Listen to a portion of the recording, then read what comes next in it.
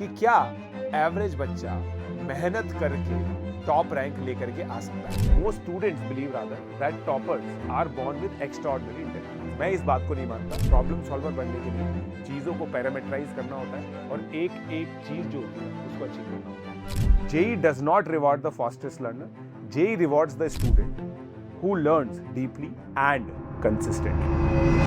हाय guys, कैसे हो आप लोग? दोस्तों, आप लोगों ने एक बहुत ही बेहतरीन स्टोरी सुनी होगी टॉर्टस और रैबिट की, जिसके अंदर रैबिट बहुत तेज भागता है और फिर उसके बाद वो सो जाता है और इवेंचुअली टॉर्टस रेस जीत जाता है। ये एक बहुत ही ओल्ड स्टोरी है जिसको अलग अलग कॉन्टेक्स्ट में अलग अलग लर्निंग के साथ बच्चों को सुनाया जाता है। मैं आज आप लोगों को ये बताना चाहता हूं कि वो टॉर्टस एक एवरेज बच्चा है और जो रैबिट है वो ऐसा बच्चा है जो टॉपर है बट विदाउट डिसिप्लिन। तो आज का जो मुद्दा है वो ये है कि क्या एवरेज बच्चा मेहनत करके टॉप रैंक लेकर के आ सकता है। चलो अच्छे से इस कॉन्सेप्ट को समझते हैं। तो देखिए, कंसिस्टेंसी और जो एवरेज बेसलाइन होती है, नेचुरल टैलेंट और इनिशियल एडवांटेज, इसके बीच में कहीं पे एक आउट परफॉर्मेंस जोन आता है। इसके बीच में मतलब अगर नेचुरल टैलेंट और इनिशियल एडवांटेज और अगर ये कंसिस्टेंसी भी मैच कर जाए तो आप आउट परफॉर्म कर सकते हो। डेफिनेट आउटकम जो होता है ना दोस्तों, effort into time is greater than talent into initial burst. ये चीज मैं आपको बता रहा हूं। तो बेसिकली हम सबसे पहले है ना एवरेज बच्चे के बारे में जानने की कोशिश करते हैं कि यार एवरेज बच्चा जो होता है ना वो क्या होता है। एवरेज बच्चा एक ऐसा बच्चा है जिसको शायद पहली बार में क्लास के अंदर चीजें समझ में नहीं आती। उसको बार बार जो लेक्चर है उसकी रिकॉर्डिंग देखनी पड़ती है, अगर वो ऑनलाइन पढ़ रहा है तो बार बार अपने नोट्स को रेफर करना पड़ता है। एक तरह से मेरा ये मानना है कि उसका जो इंजन है ना वो थोड़ा सा स्लो है, जिसको बहुत ज्यादा ऑयलिंग की रिक्वायरमेंट होती है जो इनिशियली इस तरीके से मिलती है।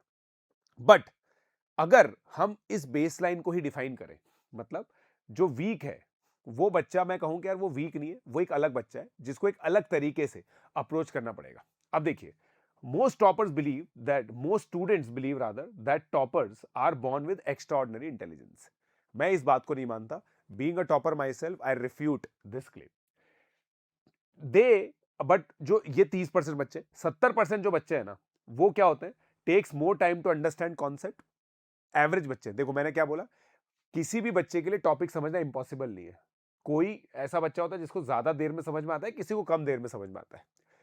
बट ये बच्चे अगर अपनी लर्निंग को ग्रेजुअल प्रैक्टिस के साथ पेयर अप कर लेते हैं, लगातार प्रैक्टिस करते हैं, तो फिर ये चीजें ग्रैस्प कर लेते हैं। और क्योंकि इन्होंने बहुत स्ट्रक्चर तरीके से सब चीजें बनाई होती है, नोट्स वगैरह प्रॉपर बनाए होते हैं, तो मुझे ऐसा लगता है कि ये लोग अच्छे से बेसिकली मतलब अपनी जो प्रिपरेशन है उसको अच्छा कर लेते हैं। अब देखो, जो एवरेज बच्चा है ना वो क्या करेगा, मल्टीपल रिवीजन लगेंगे उसको आइडियाज रिमेंबर करने में, चीजें याद नहीं होती है। इनिशियली काफी ज्यादा मिस्टेक्स करता है क्योंकि चीजें याद नहीं रहती, गलत टॉपिक लगा देता है, गलत कॉन्सेप्ट लगा देता है, सिली मिस्टेक भी ज्यादा होती है, कॉन्सेप्चुअल मिस्टेक भी ज्यादा होती है। Often compares with naturally gifted student, ये मैं बच्चों को बोलता भी हूं, क्लास के अंदर ये ट्रेट होता है। जिसके पास इनिशियल एडवांटेज है, जो टॉपर है अभी का, जो एक मतलब टैलेंटेड बच्चे होते हैं, देखो इननेट टैलेंटेड बच्चे होते हैं, but it does not automatically mean कि उनकी रैंक आएगी आएगी। बट उन बच्चों को देख करके ये बच्चे नर्वस हो जाते हैं। अब देखो, दो तरह के एवरेज बच्चे होते हैं।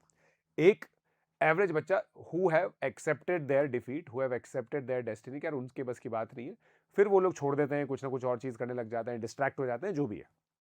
कुछ बच्चे होते हैं जो अपने आप को उठाते हैं, जो ये चीज समझते हैं कि यार बस प्रोसेस फॉलो करनी है। प्रोसेस क्या है, लेक्चर्स देखने हैं, नोट्स बनाने हैं, रिवीजन करना है, टेस्ट देने हैं, सब ये जो प्रोसेस है और मेंटर्स को फॉलो करना है। और बस ये चीज देखना है कि भाई हम कितने एक दिन में इंप्रूव कर रहे हैं, एक दिन में हमारे अंदर कितना इंप्रूवमेंट आ रहा है, ये चीज वो लोग ट्रैक करते हैं। Cannot instantly solve difficult problem, starting में तो डिफिकल्ट प्रॉब्लम सॉल्व ही नहीं होती, बट जब टीचर सॉल्व करता है उसको प्रॉपर नोट्स बनाते हैं, सॉल्यूशन सॉल्व करते हैं। ठीक है, सो आप देखिए, average students are not less capable, they simply have a different learning speed. You need to understand this thing. JEE does not reward the fastest learner, JEE rewards the student who learns deeply and consistently. ये चीज बहुत important है। JEE एक marathon है, जो अगर मान लो ये 100 मीटर की रेस होती ना, तो फिर तो देखो उसेन बोल्ट टाइप के लोग ही जीतते, जो बहुत फास्ट एंड फ्यूरियस है। करेक्ट। मतलब कहने का मतलब ये है कि प्रिपरेशन स्टार्ट होती और 1 महीने के अंदर एग्जामिनेशन होता है 11th के एक चैप्टर का, बस। तो मैं आपको सही बता रहा हूँ, जो नेचुरली टैलेंटेड गिफ्टेड बच्चा है ना, उसी की फर्स्ट रैंक आती। बट ये एग्जाम 2 साल बाद होता है, 25-30 चैप्टर्स के बीच में होता है, 3 सब्जेक्ट्स के साथ होता है, 6 घंटे का पेपर होता है, बहुत लंबा मैराथन है। और इसके अंदर जो है ना दोस्तों, रैबिट क्या है, सो जाएगा। काफ़ी ज़्यादा चांसेस है कि रैबिट सो जाएगा। ये स्टोरी है ना, ये हमारी लाइफ की प्रिपरेशन स्टोरी है, ठीक है। तो आप देखिए, मैं 2 स्टूडेंट्स का एग्जांपल लेता हूं, the daily execution gap, intelligence versus discipline. Student A जो टैलेंटेड है, वो तुरंत क्लास के अंदर ही सब चीजें समझ लेता है, और जो स्टार्टिंग में उसकी सॉल्विंग है ना, एफर्टलेसली होती है। फिर उसके बाद क्या है, वो ओवर कॉन्फिडेंट हो जाता है, होमवर्क स्किप करने लग जाता है, रिवीजन तो बिल्कुल भी नहीं करता, क्योंकि उसको क्या है, क्लास में तो सारी चीजें समझ में आ ही रही होती है ना, उसको लगता है कि उसकी प्रिपरेशन सही चल रही होती है। और जो टेस्ट है ना, वो बहुत कैजुअली देता है कि यार मैं तो कभी भी कर लूंगा। मतलब देखो, बेसिकली रैबिट भी क्यों सोया था, इसी वजह से सोया था ना, क्योंकि वो ओवर कॉन्फिडेंट था।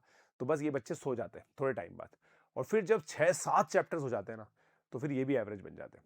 फिर ये क्या है ना, इनके साथ एक अलग प्रॉब्लम होती है। ये क्या है ना, बार बार ये सोचते रहते हैं, यार मैं पहले तो टॉपर था, पहले तो टॉपर था। ये क्या है ना, अपने पास्ट में ही जीते रहते हैं, और कभी भी प्रेजेंट को एक्सेप्ट नहीं कर पाते कि इनका प्रेजेंट बेसलाइन चेंज हो चुकी है, अब ये उतने टॉपर नहीं है।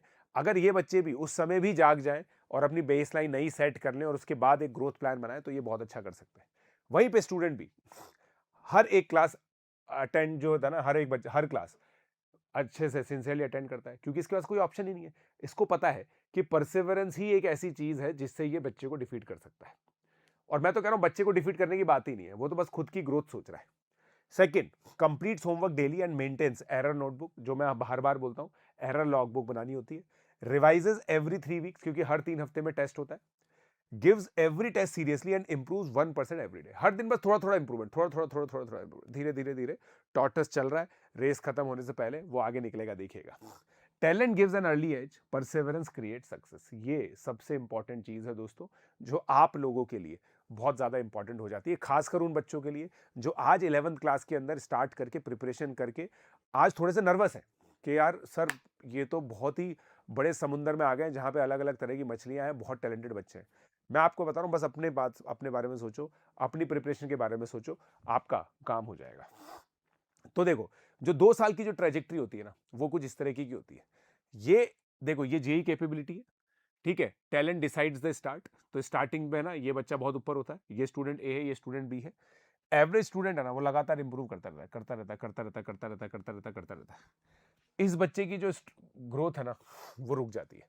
ये है ना टैलेंटेड बच्चा, देखो इसकी जो ग्रोथ है ना, वो ऑलमोस्ट निल हो जाती है, क्योंकि ये बहुत ज्यादा ओवर कॉन्फिडेंट हो जाता है।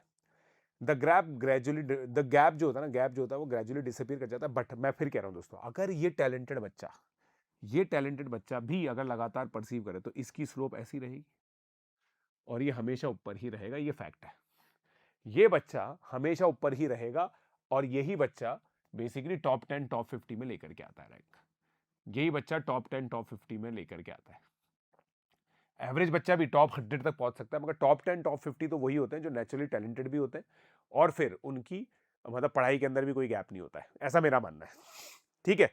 तो ये मैसिव जो रिजल्ट है ना, वो होता है। तो daily improvements become massive results, right, it brings massive result. तो अब देखिए, सिस्टम मैकेनिक्स, अपनी जो प्रिपरेशन है ना, उसको आप इंजीनियर कीजिए। कैसे करना है? अटेंडेंस 100% होनी चाहिए, हर क्लास आपको लाइव अटेंड करनी है। अगर बैकलॉग भी हो गया तो पहले आप अपना काम खत्म कीजिए, क्लासेस देखिए। होमवर्क पूरा करना है, होमवर्क कॉपी मेंटेन करनी है। रिवीजन आप लोग प्रॉपर करेंगे, जो भी टेस्ट होता है उसके हिसाब से रिवीजन करते रहिए।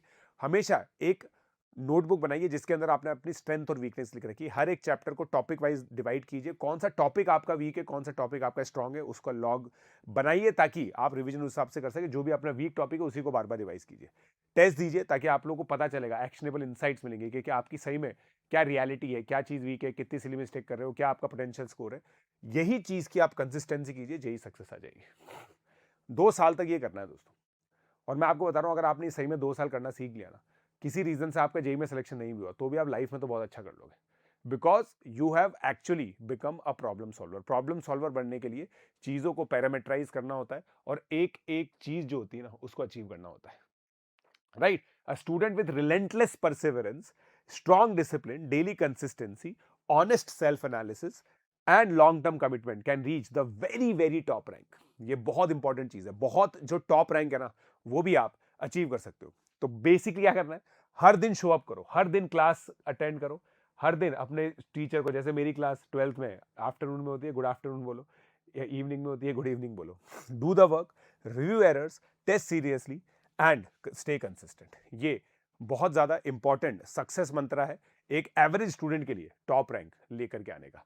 तो फाइनल आउटकम मैट्रिक्स मैं आप लोगों को बताता हूं दोस्तों. टैलेंटेड और अगर अनडिसिप्लिन्ड है तो शायद हो सकता है सिलेक्शन हो जाए, मगर टॉप रैंक तो बिल्कुल भी नहीं आएगी. Average and discipline and consistent, excellent rank possible, can reach top rank. और ये बच्चा बेसिकली देखो, हर एक बच्चे का एक पोटेंशियल होता है, वहां तक ये पहुंच सकता है. टैलेंटेड और discipline consistent, potential for top 10 top 50 rank.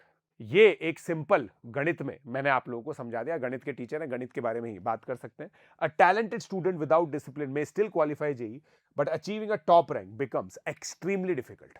ये चीज आप लोग ध्यान रखें. Correct. A true nature of the examination देखिएगा जी. JEE is not a test of intelligence alone. It is a test of consistency sustained over 2 years. The student who shows up every day, does the work every day and improves every day eventually wins. वही बच्चा eventually जीतता है. Don't focus on being the smartest student. Focus on being the most consistent student. Show up every single day. Learn deep, not fast but thorough, and win long. 2 years of compounding will help you. I hope दोस्तों आप लोग को समझ में आया, और इसी सब चीज़ों की बातें हम लोग हमारे प्लस प्लेटफॉर्म पे करते हैं.